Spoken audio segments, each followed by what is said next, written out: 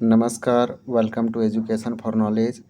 आज हम लोग देखेंगे स्थानीय स्वशासन से रिलेटेड टॉप 70 प्रश्न। ये विशेष बिहार विषय से संबंधित प्रश्न हैं जो 17 बीपीएससी पीडी एग्ज़ाम के लिए इम्पोर्टेंट है। तो चलिए स्टार्ट करते हैं। प्रश्न संख्या फर्स्ट, यहाँ पे क्वेश्चन दिया गया है, किस समिति के अनुशंसाओं के आधार पर भारत में पंचायती राज प्रणाली लागू की गई थी? तो बलवंत राय मेहता। हम आप लोग को बता दें कि इस वीडियो के अंतर्गत स्थानीय स्वशासन को लिया गया है, यानी पंचायती राज और नगर निगम से रिलेटेड है। तो पंचायती राज में हम लोग देखेंगे ग्राम पंचायत के बारे में स्टडी करेंगे। यहाँ पे क्वेश्चन जो लिया गया है वो ग्राम पंचायत से लिया गया है, फिर पंचायत समिति से लिया गया है, इसी प्रकार से जिला परिषद और नगरीय स्वशासन में नगर परिषद, नगर निगम, इससे संबंधित टोटल कुल मिला के यहाँ पे 70 क्वेश्चन लिया गया है, जो कि आगामी बीपीएससी परीक्षा के लिए यह वीडियो इंपॉर्टेंट होगा। यहाँ से लगातार क्वेश्चन पूछा जा रहा है और आगामी परीक्षाओं में पूछा जाएगा। तो यहाँ पे फर्स्ट का आंसर ए होगा। यहाँ पे जो बलवंत राय मेहता समिति थी, इसी के अनुशंसा पर भारतीय पंचायती राज प्रणाली लागू की गई थी। तो प्रश्न संख्या 2 देखेंगे, बलवंत राय मेहता समिति का गठन कब हुआ था या किया गया था? तो बलवंत राय मेहता समिति का गठन 1957 ईस्वी में किया गया था और इनका सुझाव था त्रिस्तरीय पंचायती राज सिस्टम। नेक्स्ट देखेंगे प्रश्न संख्या 3, भारत में पंचायती राज व्यवस्था किस वर्ष लागू की गई थी? तो 1959 ईस्वी में लागू की गई थी भारत में पंचायती राज व्यवस्था। भारत के किस राज्य में सर्वप्रथम पंचायती राज व्यवस्था लागू की गई थी? तो प्रथम राजस्थान में लागू की गई थी सर्वप्रथम पंचायती राज व्यवस्था। प्रश्न संख्या 5 देखेंगे, 2 अक्टूबर 1959 को राजस्थान के किस जिले से पंचायती राज व्यवस्था देश भर में लागू की गई थी? तो राजस्थान के नागौर जिले से 2 अक्टूबर को, क्योंकि 2 अक्टूबर को गांधी जयंती मनाए जाते हैं, यानी 2 अक्टूबर को महात्मा गांधी का जन्मदिन है, इसलिए 2 अक्टूबर को 1959 ईस्वी में राजस्थान के नागौर जिले से पंचायती राज व्यवस्था पूरे देश भर में लागू की जाती है।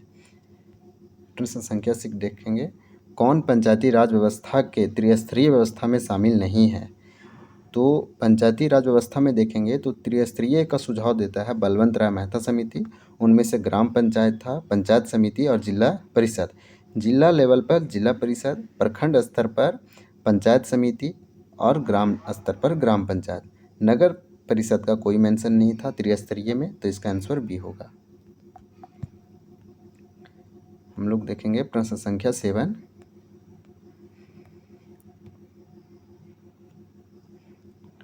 निम्न में से किस समिति का संबंध पंचायती राज व्यवस्था से? यह क्वेश्चन डायरेक्टली पूछा जाता है कि इनमें से किस समिति का संबंध पंचायती राज व्यवस्था से है या इनमें से कौन सा व्यवस्था नहीं है।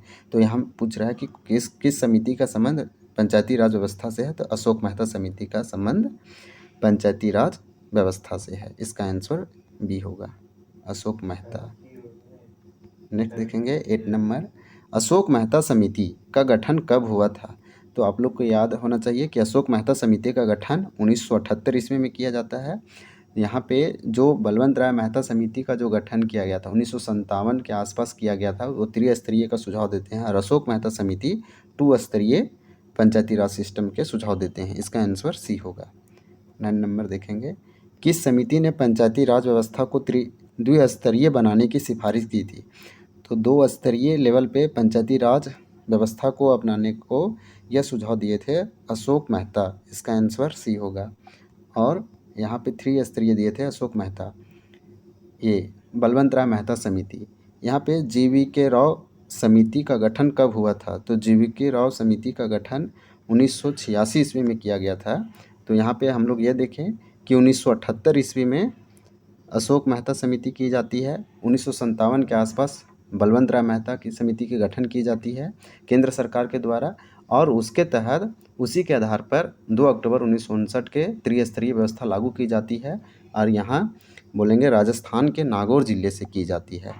GV.K. राव समिति 4 स्तरीय का सुझाव देते हैं। यहाँ पे आप ये पकड़िएगा, GV.K. राव 4 है तो 4 स्तरीय, अशोक मेहता में अशोक और मेहता तो 2 स्तरीय, बलवंत राय मेहता 3 स्तरीय है तो 3 स्तरीय। ऐसे आप ट्रिक से थोड़ा सा याद रखिए, इनके नामे से आप समिति को सब में रिमूव कर दीजिए, जो नाम बचेंगे टोटल उसको ब्रेक कीजिए, उसमें जो समिति आ रही है जितने नाम आ रहे हैं उतने समिति स्तर का सुझाव दिए थे। तो जीवीके राव 4 हैं, तो जीवीके राव ये 4 स्तरीय 1986 में इसका स्थापना की गई थी इस समिति का। 11 नंबर देखेंगे, किस समिति ने पंचायत प्रणाली को पुनर्जीवित करने की सिफारिश की थी? इनमें से ऐसा कौन सी समिति है जो पंचायती प्रणाली को फिर से पुनर्जीवित करना था, फिर से यहाँ रीडेवलपमेंट करना था इस समिति को? तो इसका सिफारिश लक्ष्मीमल सिंघवी ने सुझाव दिए थे। इसका आंसर सी होगा। 12 नंबर देखेंगे, लक्ष्मीमल सिंघवी समिति का गठन कब हुआ है? तो 1986 ईस्वी में किया जाता है लक्ष्मीमल सिंघवी समिति का। नेक्स्ट देखेंगे प्रश्न संख्या 13, किस समिति ने पंचायतों को संवैधानिक दर्जा दिए जाने की सिफारिश की थी? तो पी के थुंगन समिति ने पंचायती राज को या पंचायती राज व्यवस्था को संवैधानिक दर्जा कॉन्स्टिट्यूशनल यहाँ पे दर्जा देने की सिफारिश करते हैं। क्वेश्चन नंबर 14, बिहार पंचायत समिति तथा जिला पंचायत अधिनियम कब पारित हुआ? तो 1961 ईस्वी में। यह आपको याद रखना है कि बिहार पंचायत समिति और जिला परिषद अधिनियम 1961 में लागू किया गया या पारित किया गया। नेक्स्ट देखेंगे 15, वर्तमान पंचायती राज व्यवस्था संविधान के किस संशोधन के तहत लागू किया गया था? तो भारत के 73वें संविधान संशोधन के तहत पंचायती राज व्यवस्था को 73वें के तहत संविधान में जोड़ा गया था। 15 का सी आंसर होगा। 16 नंबर, संविधान के किस अनुसूची में पंचायती राज व्यवस्था का उल्लेख है? तो 11वीं अनुसूची में, संविधान की 11वीं अनुसूची में पंचायती राज व्यवस्था का उल्लेख है। 17 नंबर, बिहार में कुल कितने जिला परिषद है? तो बिहार में टोटल 38 जिला परिषद है। आप लोग को याद रखना है कि बिहार में कुल जिला परिषद की संख्या 38 है। इसी प्रकार से पंचायत समिति 534 है, फिर ग्राम पंचायत 8384 है। ये सब कुछ डाटा है जो आपको याद रखना है। नेक्स्ट देखेंगे इसमें, तो बिहार में कुल कितने पंचायत समिति है? तो 534 पंचायत समिति है। बिहार में कुल कितने ग्राम पंचायत है? तो 8474 ग्राम पंचायत है। पंचायत समिति 534 है, जिला परिषद 38 है।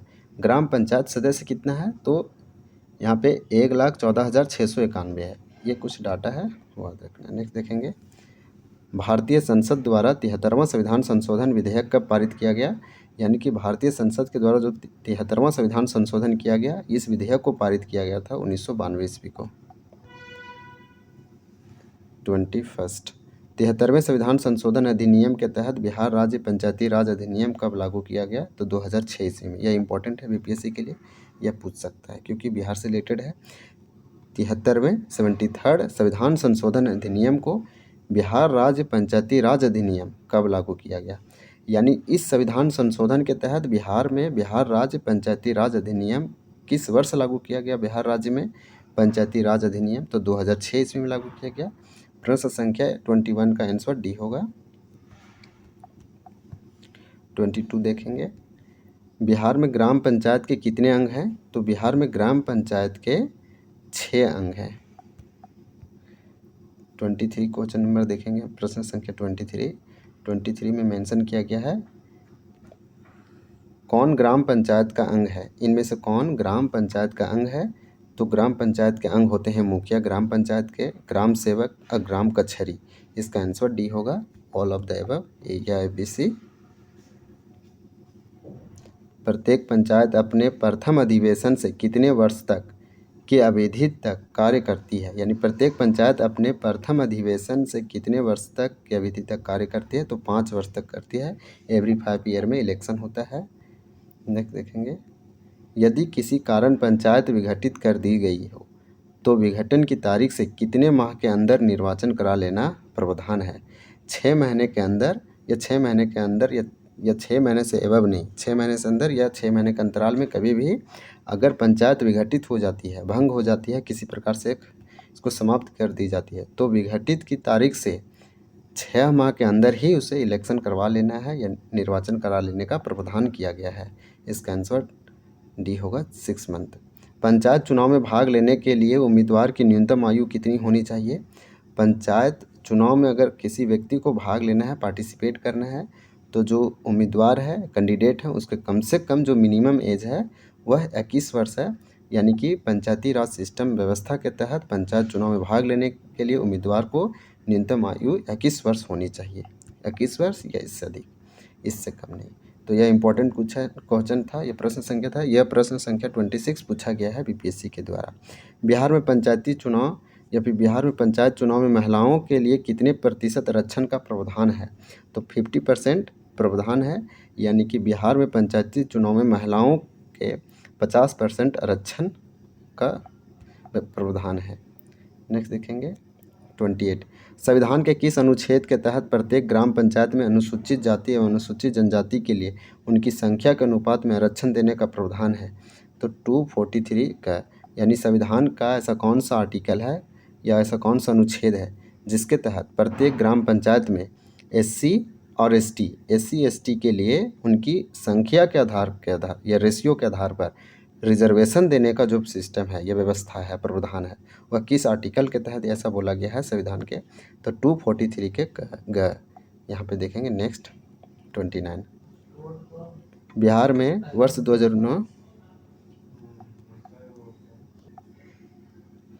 प्रश्न संख्या 29। बिहार में वर्ष 2019 में कुल ग्राम कचहरियों की संख्या कितनी थी? तो बिहार में वर्ष 2019 तक कुल ग्राम कचहरियों की संख्या, इसका आंसर ए होगा 8474 कुल ग्राम कचहरी की संख्या थी 2019 तक बिहार में। प्रश्न संख्या 30 देखेंगे। 30 में दिया गया है, कितने वर्ष या उससे अधिक वायु वाले लोग ग्राम सभा के सदस्य होते हैं? तो 18 वर्ष या 18 वर्ष से अधिक उम्र वाले व्यक्ति ग्राम सभा के सदस्य होते हैं। 31 देखेंगे। प्रश्न संख्या 31। वर्ष में ग्राम सभा की कम से कम कितनी बैठक होनी अनिवार्य है? तो 1 ईयर में एवरी ईयर कम से कम 2 बैठक होना अनिवार्य है, कम से कम ग्राम सभा का।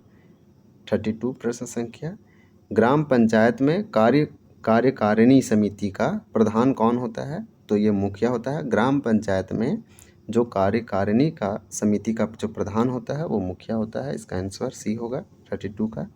नेक्स्ट क्वेश्चन, मुखिया के अलावा ग्राम पंचायत की कार्यकारिणी समिति में कितने सदस्य होते हैं? तो मुखिया के अलावा जो पंचायत की कार्यकारिणी समिति में वो 8 सदस्य होते हैं। मुखिया को अगर ऐड करेंगे तो यहाँ पे टोटल 9 हो जाएंगे और मुखिया के अलावा 8 सदस्य होते हैं। नेक्स्ट देखेंगे क्वेश्चन नंबर नेक्स्ट, मुखिया की अनुपस्थिति में उप मुखिया के कार्य को कितने माह तक संपादित कर सकता है? ये 6 मंथ है। जैसे में अगर राष्ट्रपति है, राष्ट्रपति की अनुपस्थिति में उपराष्ट्रपति 6 माह तक कार्य कर सकता है। तो इसी प्रकार से इसी में भी दिया गया है कि मुखिया की अनुपस्थिति में उप मुखिया के कार्यों को कम से कम 6 माह तक संपादित कर सकता है। नेक्स्ट देखेंगे 35 प्रश्न संख्या, संविधान की 11वीं अनुसूची में कितने विषयों को उल्लेख किया है? तो 29। पंचायती राज व्यवस्था को ऐड किया गया था 73वें संविधान संशोधन के तहत। तो संविधान की 11वीं अनुसूची में जोड़ा गया, यानी संविधान की 11वीं सूची जोड़ा गया और इस 11वीं सूची के अंतर्गत जो विषय थे यानी 29 या 29 विषय का उल्लेख किया गया था। प्रश्न संख्या 36, कौन सा विषय संविधान की 11वीं अनुसूची में है? तो लघु सिंचाई, भूमि सुधार, मत्स्य पालन। इसका आंसर डी होगा ABC।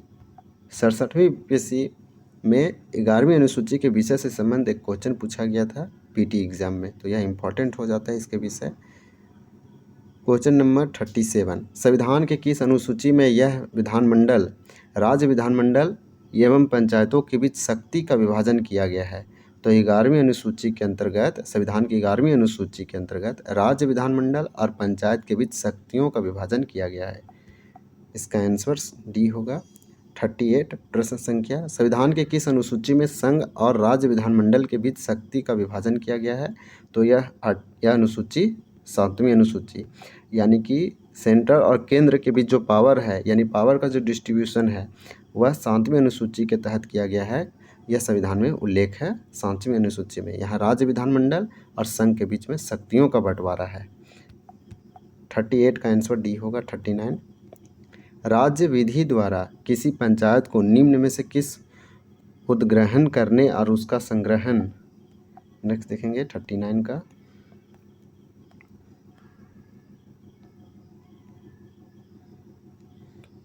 करने और उन्हें विनियोजित करने के लिए प्राधिकृत कर सकता है।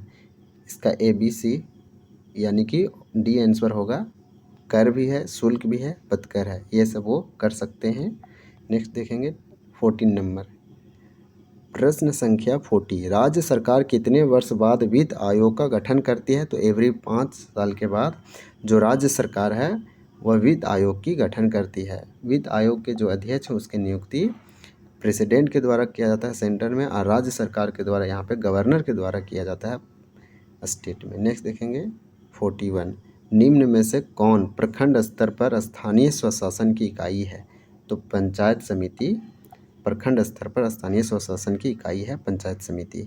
42, प्रत्येक डैश की आबादी पर पंचायत समिति का एक सदस्य का निर्वाचन किया जाता है। तो 5000, प्रत्येक 5000 की आबादी पर पंचायत समिति के एक सदस्य का निर्वाचन किया जाता है। यानी पंचायत समिति के एक सदस्य का निर्वाचन करना है तो उसके लिए कम से कम 5000 का निर्वाचन, ये जनसंख्या या आबादी होनी चाहिए। 43, कितनी आबादी पर जिला परिषद के एक सदस्य को निर्वाचन किया जाता है? यानी यह कितनी पॉपुलेशन होनी चाहिए? तो जिला परिषद के एक सदस्य का यहाँ पे इलेक्शन होगा, तो वह है 50,000। नेक्स्ट देखेंगे 44, प्रश्न संख्या 44, किस संविधान संशोधन के तहत नगरीय स्वशासन की स्थापना हुई थी? तो हम लोग देखें पंचायती राज व्यवस्था जो है 73वीं संविधान संशोधन के तहत जोड़ा गया। यहाँ पे पूछा गया है नगरीय स्वशासन की स्थापना, तो 74वीं संविधान संशोधन के तहत संविधान में जोड़ा गया था इसको। नेक्स्ट देखेंगे 74वां संविधान संशोधन अधिनियम कब पारित हुआ था? तो 1992 ईस्वी में। 46, संविधान के किस भाग में नगरीय स्वशासन का उल्लेख है? 9 का A, संविधान के 9 का A सब क्लॉज A में नगरीय स्वशासन का उल्लेख है। 47, 10 लाख से अधिक जनसंख्या वाले नगर में वार्ड परिषदों की अधिकतम संख्या कितनी हो सकती है? तो 75। 10 लाख से अधिक जनसंख्या वाले नगरों में वार्ड परिषदों की अधिकतम संख्या 75 हो सकती है। नेक्स्ट देखेंगे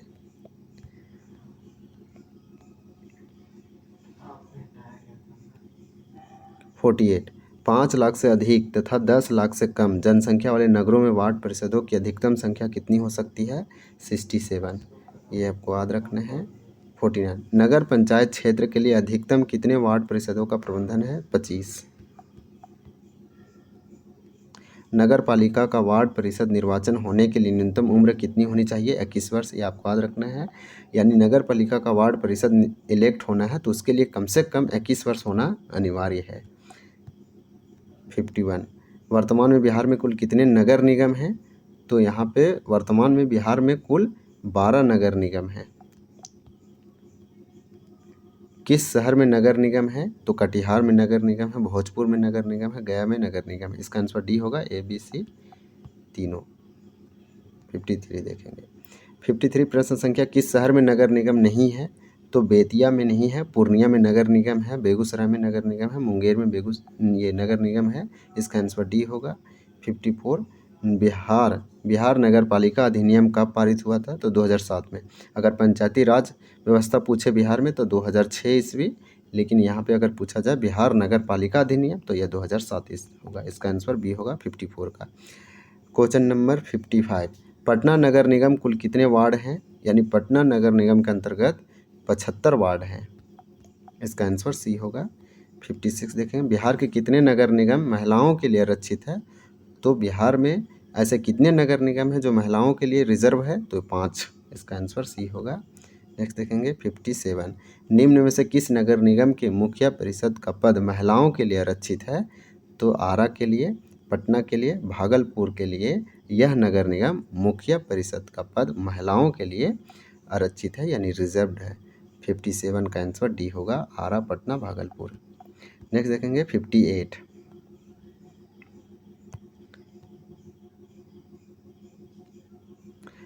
में दिया है, किस नगर निगम में मुख्य परिषद का पद अनुसूचित जाति के लिए आरक्षित है?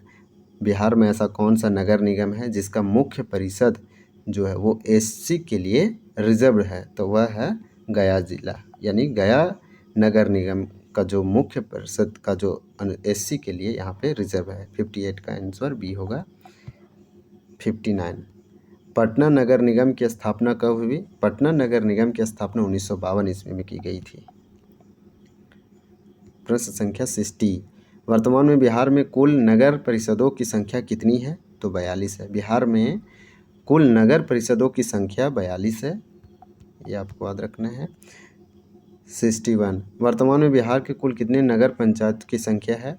यानी वर्तमान में बिहार में कुल नगर पंचायतों की संख्या 86 है, इसका आंसर डी होगा।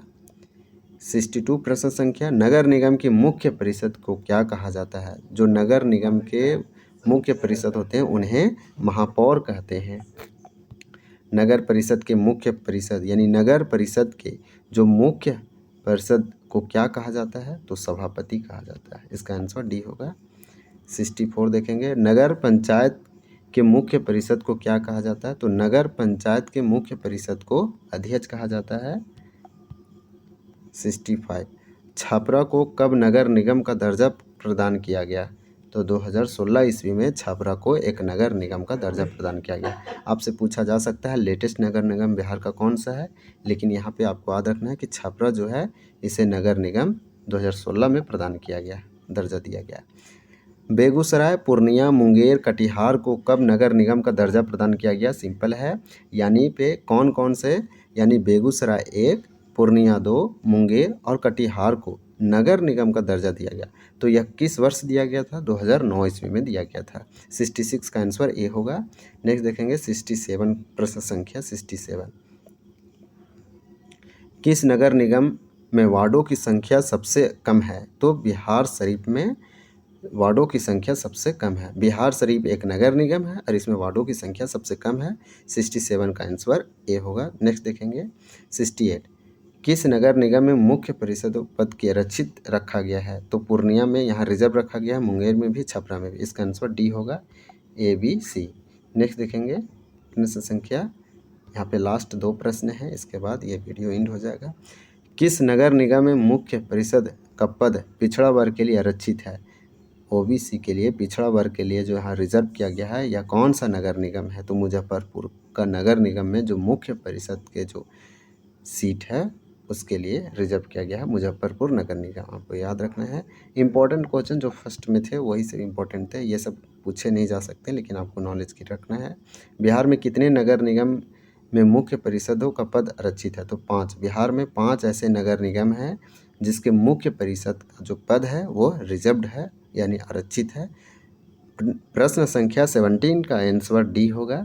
इस प्रकार से हम लोग टॉप 70 प्रश्न देखें।